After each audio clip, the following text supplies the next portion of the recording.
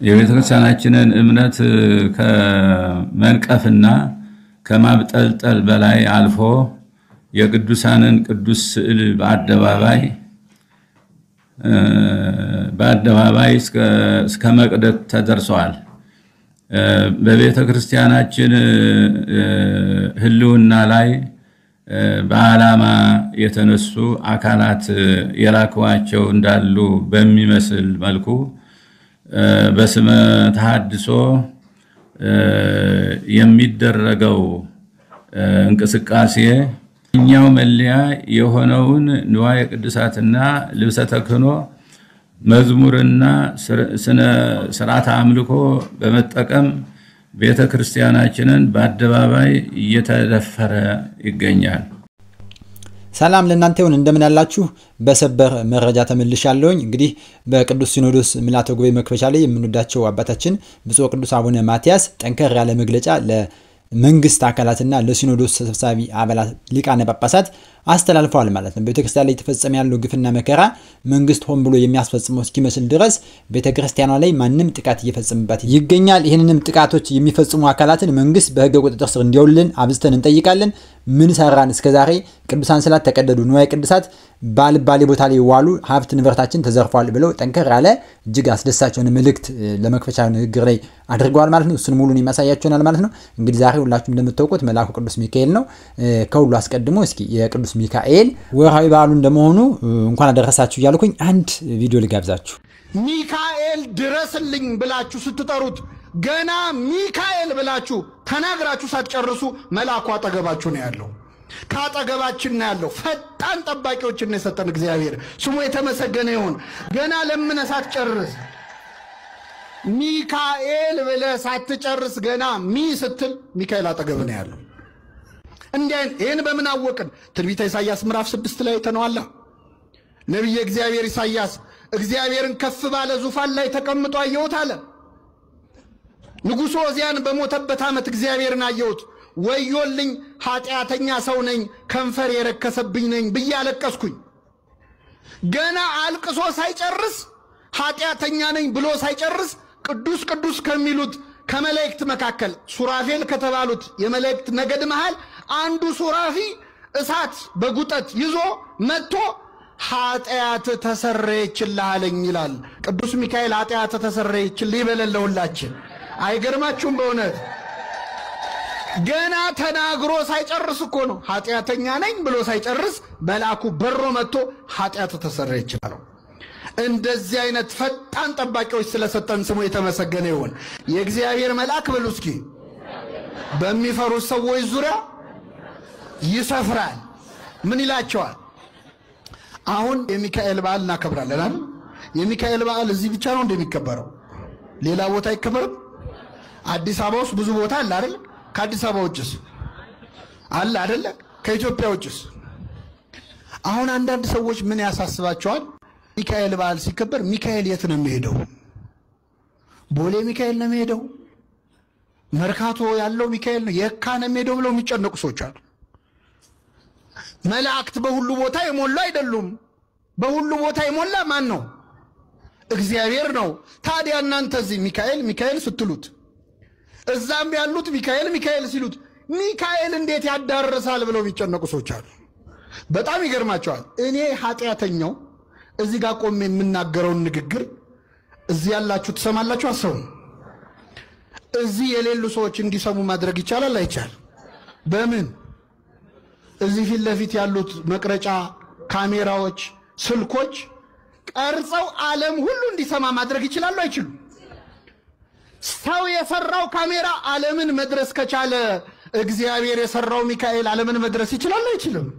እንዴት ያለ አስተሳሰብ ነው! እንዴት መናናቅ ነው ከእግዚአብሔር ጋር! ለመምህራችን ዲያቆን ሄኖክ ኃይሌ እግዚአብሔር አምላክ ቃልዎትን ያሰማልን፣ ረጅም እድሜን በጤና ጋር ያድልልን ማለት ነው። እንግዲህ ጸጋውን ያብዛላቸው በእውነት ስለ ቅዱስ ሚካኤል ደስ የሚል ጥሩ የሆነ ትምህርት በሚገባን ቋንቋ ስላስተላለፉልን ማለት ነው። እስቲ ሁላችንም በኮሜንት ላይ ዛሬ ቅዱስ ሚካኤል ነውና ቅዱስ ሚካኤል ፈጥነ ድረስልን እያልን እንጻፍ። ለሀገራችን ፈጥኖ ድረስልን፣ ሰላሙን ያብዛልን። ለቅዱስ ሲኖዶስ ፈጥኖ ድረስለት። ቅዱስ ሲኖዶስ የሚወስነውን ውሳኔ ሁሉ የእግዚአብሔር መልአክ ፈጥኖ በዙሪያቸው እንዲሰፍር ክፉን መንፈስ እንዲያረቅላቸው ቅዱስ ሚካኤል ፈጥነ ድረስልን እያልን እንጻፍ። እስኪ እንግዲህ ቅዱስ ሲኖዶሱ ምልዓተ ጉባኤ ዛሬ ሰሞን ጀምሯል። አባታችን ቅዱስ ብፁዕ አቡነ ማትያስ ድንቅ የሆነ መልእክት አስተላልፏል። እሱን የማሳያችሁን ማለት ነው። ከዚያ በፊት ግን ስለ ቅዱስ ሲኖዶሱ ይህንን ቪዲዮ ላሳያችሁና ሐሳባችን እናጋራለን። እስኪ ይህንን ቪዲዮ ስለ ቅዱስ ሲኖዶስ ስብሰባ ነው። እነዚህ ሶስት አጀንዳዎች በቅዱስ ሲኖዶስ ምልዓተ ጉባኤ ላይ አጀንዳ ቢሆኑ የቤተ ክርስቲያንን ክብርና የምእመናኗን ህብረት ያጠናክራሉ ብዬ አስባለሁ። የመጀመሪያው በሐሰተኛ አጥማቂዎች ዙሪያ ቀጥተኛ የሆነ የቤተ ክርስቲያን አስተምሮ ተደንግጎ በህግ ደረጃ በሁሉም አህጉረ ስብከቶች ተፈጻሚ የሚሆን አንድ ወጥ ህግ ሊኖረን ይገባል። አንዳንድ አጥማቂያን ከሥርዓተ ክህነትና ከቤተክርስቲያን አስተምሮ መራቃቸው ብቻ ሳይሆን በእነርሱ ተከታዮችና በኦርቶዶክሳዊ አስተምሮ መካከል ከፍተኛ ክፍተት እየተፈጠረ ነው። ሁለተኛ ዘመኑን ሊዋጅ የሚችል በስነ መለኮት በቤተክርስቲያን ታሪክ በኢትዮጵያ ኦርቶዶክስ ተዋሕዶ ቤተክርስቲያን ህልውና ዙሪያ ላይ አጥብቀው ሊሰሩ የሚችሉ የነገረ ድህነት፣ የነገረ ክርስቶስ፣ የነገረ ማርያም፣ የነገረ ቤተክርስቲያን ዕውቀት ያላቸው በደንብ ሊረቱ ሊያስተምሩ ዕውቀትን ወደ ለዛኛው ወይም ወደ መጪው ትውልድ ሊያስተላልፉ የሚችሉ ወጣቶች ሊሰበስብ የሚችል እንደ ሰንበት ትምህርት ቤት ያለ አንድ የሆነ ተቋም ያስፈልጋል። ይህ ተቋም በሊቀ ጳጳሳት ደረጃ ቢመራና ወይንም ደግሞ የአቅምና ተከሻ ያላቸው ሰንበት ትምህርት ቤቶች ካሉ ወጣቶች በብዛት ሰልጥነው የኦርቶዶክሳዊ አስተምሮቶችን ከግቢያችን ወጣ ብለው ሌሎቹን ሰብከን ወደ በረቱ አምጥተን በክርስቶስ ኢየሱስ መዳፍ ስር ሆነው በሚስጥራት ሲተሳተፉ ከቅዱሳን ህብረት የሚያደርጉበት መንገድ የሚፈጠርበት አንድ የወጣቶች ህብረት ቢፈጠር። ሶስተኛው የቅድስት ቤተክርስቲያን መሰረት ተደርጎ በተለይም ጸሎቶቿ ሀገርንም ህዝብንም ቤተክርስቲያን ይጠብቃሉ የሚባሉ የመነኮሳት ህይወትን በተመለከተ ምንኩስና በኢትዮጵያ ኦርቶዶክስ ተዋሕዶ ቤተክርስቲያን እጅግ ትልቅ ቫልዩ የሚሰጠው መንፈሳዊ እሴት ነው። ስለዚህ አንዳንድ በየመንገዱ የምናያቸው ከምንኩስና ህይወት ጋር ትንሽ የተራራቁ ባህሪያቶችን እየተመለከትን ስለሆነ አጠቃላይ የተጀመሩ ነገሮች እንዳሉ ቢሆኑም ግን የመነኮሳትን የህይወት አካሄድ የመነኮሳትን ከአንድ ቦታ ወደ አንድ ቦታ መዘዋወር መልእክት መንፈሳዊ ሁኔታዎቻቸው አስተምሮቶቻቸውን እነዚህን የመሰሉ ህግጋትን ሊደነግግ የሚችል የመነኮሳትን የምንኩስና ህይወት በህግ በቅኖና በስርዓት ሊመራ የሚችል በስርዓተ ገዳም ሊመራ የሚችል አንድ ተቋም ቢኖር ብያስባለሁ። እግዚአብሔር ቢፈቅድ እንግዲህ ለሚቀጥሉ አጀንዳ ይሆናል። እናንተስ የምታስቧቸው አጀንዳዎች ካሉ ከስር ጻፉልኝ። ሰላም። ወንድማችን ቅዱስ ሲኖዶሱ ቢወያይባቸው አጀንዳ ቢያደርጋቸውና ውሳኔ ቢሰጥባቸው መልካም ናቸው ብሎ ያሰባቸውን ሶስት ጉዳዮችን ጠቅሷል ማለት ነው። እጅግ በጣም ድንቅ ነው። መጨረሻ ላይ እንደሰማችሁት እንዳለውም እናንተስ ደግሞ ይሄን አጀንዳ ቢወያዩበት የምትሉትን ሐሳብ ኮሜንቱ ላይ ጻፉ። ምክንያቱም ቅዱሳን አባቶቻችን ሊቃነ ጳጳሳት ከኛ ነው ከልጆቻችን ነው ሐሳብ የሚወስዱት አጀንዳ የሚወስዱት ማለት ነው። የኛን ችግር ነውና ሊፈቱልን የሚሰበሰቡት። ስለዚህ ያለ መሳቀቅ በቅንነት ይሄን ቢው የምትሉትን አድርጉ። እኔ አንድ ነገር ልናገር። ቅዱስ ሲኖዶሱ አጀንዳ ቢያደርገው በየማስበው የቅዱሳት አዋልድ መጻሕፍት ዙሪያ ላይ አሁን በርካታ የሆኑ ቅዱሳት አዋልድ መጻሕፍት በመናፍቃን እየተቀየጡ የኛ ያልሆኑ ሆነዋል ማለት ነው። ብዙ ህትመት ማተሚያ ቤት ስላለ ማንንም የተነሳ በግሉ ያሳትማልና ቅድስት ቤተክርስቲያናችን በቅዱስ ሲኖዶስ አማካኝነት የአዋልድ መጻሕፍት እነዚህ የኔ ናቸው እነዚህን አላቀም ብላ ቆጥራ ብታሳውቅ የጸሎት መጻሕፍት እነዚህ ናቸው እነዚህን ተጠቀሙ ብላ ብትል ይሄንን በጣም ወዳለው እንዴ ደግሞ ህፃናት ላይ የሚሰራ መሰረታዊ የትምህርት ሃይማኖት ህፃናት ላይ ትልቅ ትኩረት ቢደረግ ይላልኝ። እናንተስ በምን ዙሪያ ቢወያዩ አጀንዳ ቢያደርጉት ትላላችሁ? ሐሳባችሁን ጻፉ ከታች ኮሜንት ላይ ማለት ነው። እስኪ የቅዱስ ሲኖዶስ ስብሰባ መክፈቻ ላይ ብፁዕ ቅዱስ አቡነ ማትያስ ምን ተናገሩ ሚሉን እንይ። ሌለን ነገር እንዳለ አስመስሎ ከያቅጣጫው የሚወረወረው የባዕዳን ስም የማጥፋት ዘመቻ የቤተ ክርስቲያናችንን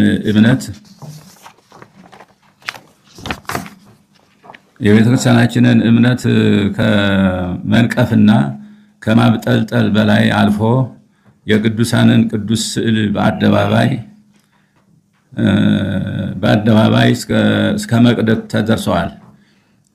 በቤተ ክርስቲያናችን ህልውና ላይ በዓላማ የተነሱ አካላት የላከዋቸው እንዳሉ በሚመስል መልኩ በስመ ተሐድሶ የሚደረገው እንቅስቃሴ የኛው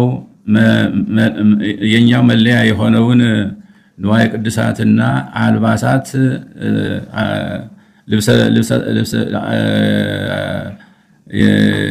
የኛው መለያ የሆነውን ንዋየ ቅድሳትና ልብሰ ተክህኖ መዝሙርና ስርዓተ አምልኮ በመጠቀም ቤተክርስቲያናችንን በአደባባይ እየተደፈረ ይገኛል። ይህ አላስፈላጊ ተግባር የሀገራችንን ዜጎች በእኩልነት የሚያስተዳድረውን ህገ መንግስት በቀጥታ የሚጻረር ድርጊት ነው። ሆኖም በህግ የሚጠይቅና የሚያስቆም አካል አልተገኘም። እኛም ዝምታ የመረጥን ይመስላል። ነገር ግን መፍትሄው ዝምታ ሳይሆን በህግ አግባብ ነገሩን ለመፍታት መንቀሳቀስ እንደሆነ ሁሉም ሊገነዘበው ይገባል። ብፁዓን አበው ሊቃነ ጳጳሳት፣ የቅዱስ ሲኖዶስ አባላት በዘመናችን እየተከሰተ ያለውን ችግር ስንዘረዝር ውለን ብናድር መናገሩ በራሱ መፍትሄ ሊያመጣልን አይችልም። ጉባኤው ከዚህ በላይ መናገር እንደሚችልም እንገነዘባለን። ነገር ግን ለዚህ ሁሉ ችግር ዘላቂ መፍትሄ ሊያመጣ የሚችል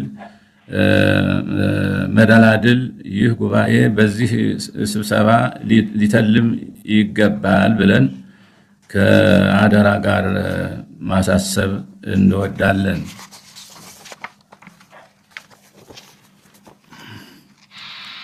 በሌላ በኩል በሀገራችን ያለው ያለመረጋጋት በህዝባችን አጠቃላይ ስነ ልቡና በሀገሪቱ አንድነትና እድገት የሚያስከትለውን ጫና በቀላሉ የሚታይ አይሆንም። የህዝቡ ስነ ልቡና ከተጎዳ የነገው እድል ጤናማ ይሆናል ተብሎ አይታሰብም። ችግሩ እየታየ ያለው በዋናነት በሀገራችን ፖለቲከኞች በመሆኑ ነገሩ የተወሳሰበ እና የተራዘመ እንዲሆን አድርጎታል። በመሆኑም ይህ እርስ በርስ ግጭት ቆሞ ችግሮች በውይይትና በድርድር በመፍታት የወንድማማችን እልቂት የሚያስቆም የሰላምና የእርቅ እድል ቅድሚያ እንዲሰጠው ጉባኤው የበኩሉን ጥረት ማድረግ ይገባዋል። የነገው ትውልድ ልማታዊ ተስፋ እውን ሊሆን የሚችለው ሰላምና አንድነት ሲኖር ነውና መንግስት ተፎካካሪ ፓርቲዎች ፖለቲከኞችና ነፍጥ ያነሱ ወገኖች ሁሉ ለሰላም መስፈንና ለልማት እድገት መረጋገጥ ሲባል ወደ መግባባት እንዲመጡ በእግዚአብሔር ስም አባታዊ ጥሪያችንን እናስተላልፋለን። በመጨረሻም ዓመታዊውና ቀኖናዊው የቅዱስ ሲኖዶስ አብይ ጉባኤ በዛሬው ዕለት በጸሎት የተከፈተ መሆኑን ለሕዝበ ክርስቲያኑ በእግዚአብሔር ስም እናበስራለን። እግዚአብሔር የተባረከ የተቀደሰ ጉባኤ ያደርግልን። እግዚአብሔር ኢትዮጵያና ሕዝቦቿን ይባርክ። ወስብሐት ለእግዚአብሔር አሜን። ጥቅምት 12 ቀን 2018 ዓመተ ምህረት አዲስ አበባ ኢትዮጵያ።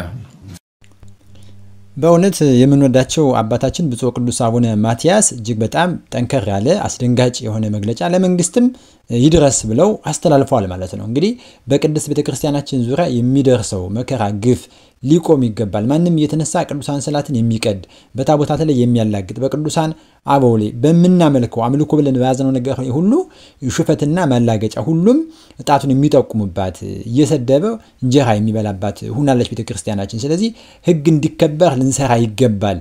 እኛ የቤተ ክርስቲያን አገልጋዮች በተለይ የበላይ ጠባቂዎቹ አልሰራንም ሲሉ ራሳቸውን መስራት እንዳለባቸው ተናግረው ሌሎቹንም ቅዱሳን ሊቃነ ጳጳሳት ሁሉ በትጋት መንጋውን እንዲጠብቁ እረኛ ሆነው እንዲቆሙ ለቤተ ክርስቲያን ዘብ እንዲሆኑ ተናግረዋል ማለት ነው። እንግዲህ እንደምታስታውሱት እነ ትስተው ሳሙኤል እነ ቀለም የሚባሉ ሌሎች ሁሉ አፋቸውን የሚያላቀቁት ከንፈራቸውን የሚከፍቱት በቅድስት ቤተ ክርስቲያን ላይ ሆኗል። እነዚህ ሁሉ ነገር ሲደረግ ማንም ምንም አላለም። የቤተ ክርስቲያን የበላይ ጠባቂ አባቶቻችን ዝም በማለታቸው ብዙ ወጣቶች ብዙ ኦርቶዶክሳውያን አኩርፈን ነበር። አሁን ግን እጅግ በጣም አስደስተውናል። አባታችን በዚህ ልክ ለመንግስት ማሳሰቢያ ሰጥቷል ማለት ነው። ጠንከር ያለ አስደንጋጭ የሆነ መልእክት ይድረስ ብለው ተናግረዋል። ከዚህ በተያያዘ እንግዲህ ወጣቶች ነበር በቲክቶክም በዩቲዩብም ስንጮህ ነበር ቤተ ክርስቲያን ተጠቃሽ ተደፈረች ያን ማለት ነው። አሁን ልትቆሙ ይገባል ብለው ማሳሰቢያ ሰጥቷል።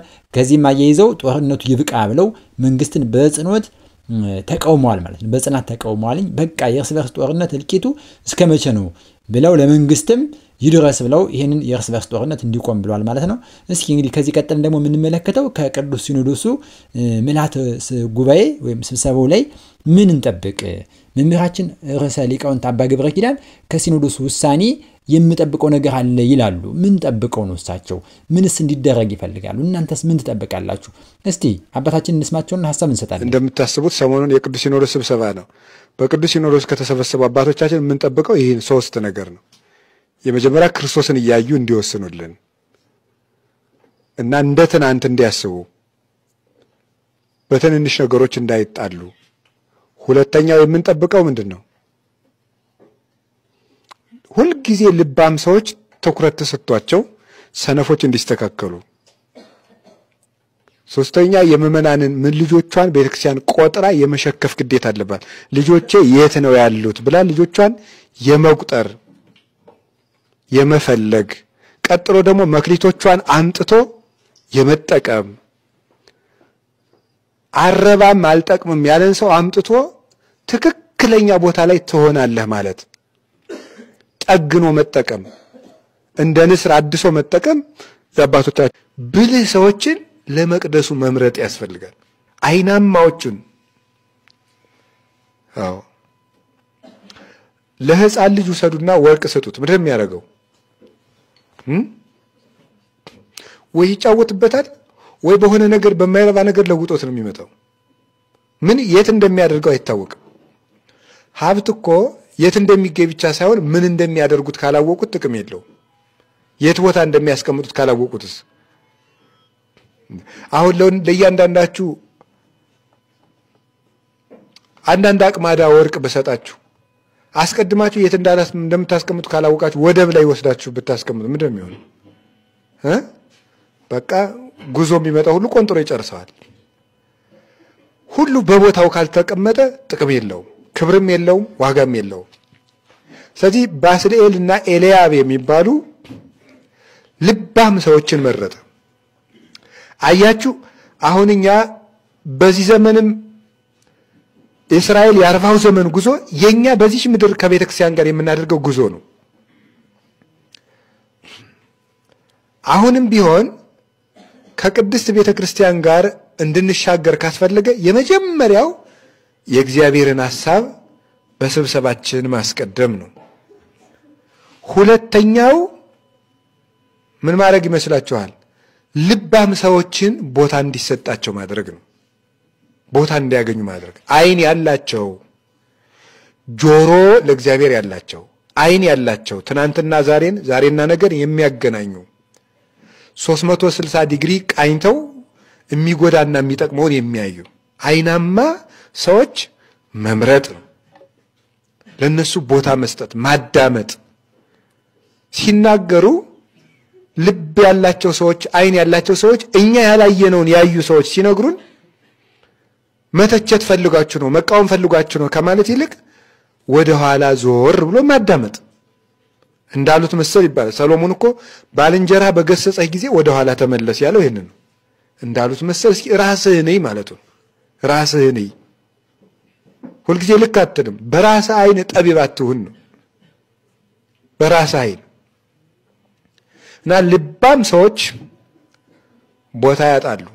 የሚሰማ የለም። አፈቀላጤ ነው አሁን የሚደመጠው። በቃ የሚሰማ የለም። ሁሉ በቃ ይጮሃል። ልባም ሰው የሚሰማ የለም። አሁን አባቶቻችን መናገር አቆሙ። እንዲያው ከመሆን እንደኔ ያለ ለፍላፊ ነው እንጂ አሁን ትልልቅ አባቶች መስበክ ሁሉ እኮ ጠልተዋል። ታውቃላችሁ አይደል? ኧረ ለምን ነው የምንናገረው ብለው ሻል ያሉት አሁን ውዳሴ ማርያም እየደገሙ ነው እንጂ በየዋሻው እየሄዱ ወጥቶ የሚሰብክ የለም። ያው እኛ እንግዲህ ቅሪቶቹ እየለፈለፍን ነው እንግዲህ ሁሉንም እግዚአብሔር ያውቀዋል። ስለዚህ ምንድነው መሆን ያለበት? ለሚናገሩ አባቶች ጆሮ መስጠት። ይሄ ትልቅ ነገር ነው። አሁን እንደ ቤተክርስቲያን እንድናልፍ ነው የምነግራቸው ያለ። ተጓዦች ነን፣ የከነዓን መንገደኞች ነን። ስንሄድ አንድ ለቤተክርስቲያን የሚያስፈልገን ልብ ላለው ሰው ቦታ ይሰጠው፣ አይን ላለው ሰው ቦታ ይሰጠው። ለማንኛውም ግን ቤተክርስቲያን ውስጥ ናችሁ ስልክ ቢደወል እንዳታነሱ። አዲስ አበባ ሀገረ ስብከት አንድ የሚያስመሰግን ውሳኔ አምና ወስኗል። ምንድነው የሚለው? ቤተክርስቲያን ውስጥ ማንም ሰው ስልክ ይዞ እንዳይገባ ውሳኔ ተወስኗል። ካህናት ማለት ነው። ለርዕሰ ሊቃውንት መምህር አባ ገብረ ኪዳን እግዚአብሔር አምላክ ቃለ ሕይወትን ያሰማልን፣ የረጅም እድሜ ይስጥልን፣ የአገልግሎት በእድሜ በጤና ይጠብቅልን ማለት ነው። እንግዲህ አባታችን ርዕሰ ሊቃውንት አባ ገብረ ኪዳን ከቅዱስ ሲኖዶሱ የሚጠብቁትን 3 መሰረታዊ ነገሮች ተናግረዋል ማለት ነው። እኔ እንግዲህ ብዙም የሚጨምረው ነገር የለኝም። እናንተ ግን የምትጠብቁት ምን ይኖራል የሚለውን ሐሳብ ብትሰጡበት ብንወያይበት መልካም ነው። ምናልባት ግን በጣም ደስ ያለ ነገር ልባም ሰው በልባም ቦታ ይቀመጥ። የሚሾሙ ሹመት የሚሰጡ የቤተክርስቲያናት ማዕረጋትና ሹመት በትክክል መሆን መቻል አለበት። ወደ ጵጵስና የሚመጡ አባቶችን በደንብ ታይቶ በስርዓተ ቤተክርስቲያን ከፍታ ነገስት አንጻር ታይቶ ቢወሰኑ መልካም ነው የሚለውን በጣም እኔም ልቤን ገዝቶኛል ማለት ነው። ይሄንን ማለት ወዳለውኝ እንደ አንድ በጣም ያስገረመኝን አንድ ቪዲዮ ላሳያችሁ። በማህበራዊ ሚዲያ ሲዘዋወር ነበር። ስኪን ቪዲዮ ነው። ከዚህ በፊት የደንብ ልብስ በመልበስ ወንጀል የሚሰሩ ሰዎች እንዳሉ ጭምጭምታን ሰማ ነበር። አሁን ደግሞ ሐላልና ገሃድ እየሆነ መጥቷል።